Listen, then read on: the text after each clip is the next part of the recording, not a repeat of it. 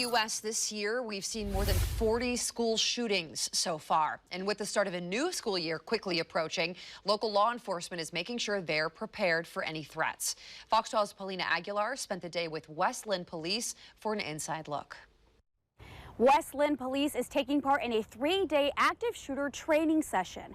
They say they hope a real-life situation doesn't occur, but if it does, they're ready and prepared.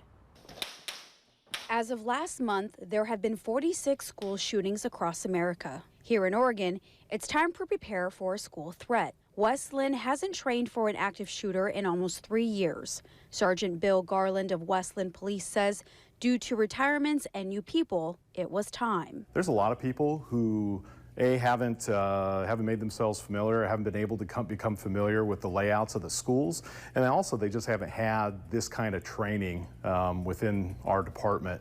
There are 6 civilians role-playing and an officer playing the bad guy.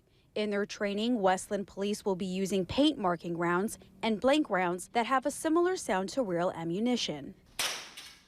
Some of the scenarios being run today include a shooter in both unknown and known locations of the school, forcing the need to use a tactic called a hunting element. What they're looking for are indicators as to where the shooter is at.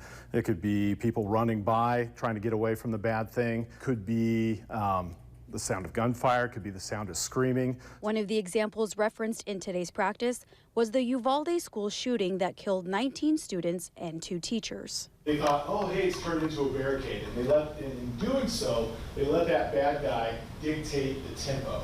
Their focus today is to quickly stop the killing and prevent more from being hurt. Mindset that the officers need to have when they come into these kinds of scenarios, and then also the tactics for finding the bad guy. The training doesn't just apply to the city of West Linn. If an active shooter situation were to occur anywhere in the state of Oregon, West Linn Police is prepared to be there.